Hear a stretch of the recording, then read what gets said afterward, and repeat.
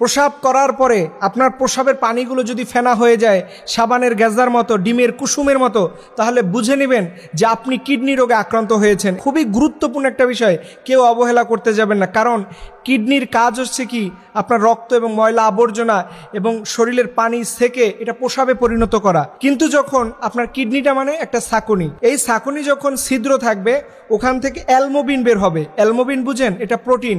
অ্যালমোবিন বা প্রোটিন যখনই বের হবে তখনই আপনার এই প্রসাবের পানিগুলো গ্যাজায় পরিণত হবে। এটা হচ্ছে 1 নাম্বার। 2 নাম্বারে যদি দেখেন যে আপনার মাংসপেশি অর্থাৎ রগে টান পড়ে না, এই অনেক সময় পায়ের মাসেলগুলো টান লেগে যায়, গলার ঘাড়ের মধ্যে টান লেগে যায়, ঠিক বুঝে নেবেন আপনি আস্তে আস্তে করে কিডনি রোগে আক্রান্ত হচ্ছেন।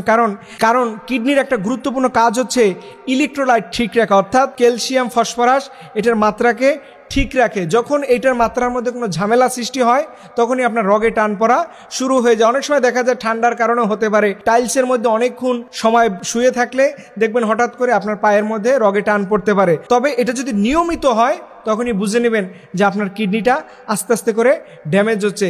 3 নাম্বারে যদি দেখেন এই যে আপনার চোখের কালো অংশটা এটা যদি ফুলে যায়, কারণ কিডনির একটা মূল কাজই হচ্ছে পানির আর্দ্রতা, পানির ব্যালেন্স এটা ঠিক রাখা। যখন দেখবেন আপনার এই চোখের কালো অংশগুলো ফুলে যাচ্ছে তখনই আপনি বুঝে নেবেন আপনার কিডনির মধ্যে কোনো ঝামেলা শুরু হয়েছে। তবে মনে রাখবেন 1-2 দিন যদি হয় বা 3 দিন হয় তাহলে কোনো ভয় পাওয়ার কোনো কারণ নেই। তবে এটা যদি 1 সপ্তাহ 2 সপ্তাহ ব্যাপী দেখেন আপনার চোখের এই কালো অংশগুলো ফুলে রয়েছে, তাহলে অবশ্যই আপনি ডাক্তারের সাথে পরামর্শ করে নেবেন। সর্বশেষ এবং 4 নাম্বার হচ্ছে আপনার চামড়া শুষ্ক লাগা। দেখবেন চামড়ার মধ্যে শুধু শুষ্ক হয়ে গেছে, কোনো আর্দ্রতা পাওয়া যাচ্ছে না, ময়েশ্চারাইজেশনের ভাবগুলো নষ্ট হয়ে গেছে এবং আপনি দেখতে পাচ্ছেন যে শুধু চুলকায়, তাহলে মনে করে নেবেন এখানে অন্যতম একটা কারণ হচ্ছে শরীরের যে পানির ব্যালেন্স, যে ইলেকট্রোলাইটের ব্যালেন্স এটা আস্তে আস্তে করে ড্যামেজ হচ্ছে। এছাড়াও আরও গুরুত্বপূর্ণ কিছু কারণ আছে।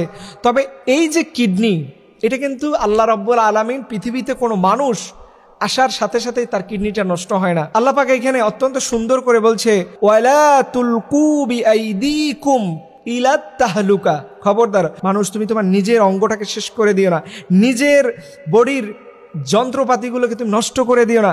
কিন্তু কি আফসোস, আল্লাহর হুকুম মেনে আমরা চলি না। রাসূল সাল্লাল্লাহু আলাইহি সাল্লামের যে খাওয়া দাওয়ার অভ্যাস ছিল সেইভাবে চলি না। আমরা আমাদের ভাজা পোড়া যেটা আমাদের শরীর মেনে নিতে পারে না সেটাকে বারবার আমাদের কিডনির উপর প্রেশার দেই। এই কারণে দেখবেন আস্তে আস্তে করে একটা সময় আমাদের কিডনিগুলো ড্যামেজ হয়ে যায়। একটা মানুষের কিডনি ড্যামেজ হলে যে কত ভয়াবহ হয় আপনারা দেখবেন, যে ডায়ালিসিস করা যে কত কঠিন একটা কাজ। আল্লাহ যেন আমাদের সবাইকে এই জাতীয় কঠিন রোগ বালাই মুসিবত থেকে আল্লাহ পাক হেফাজত করে। কারণ কিডনি সুস্থ থাকলে মানুষ তার সকল অঙ্গ প্রত্যঙ্গ আস্তে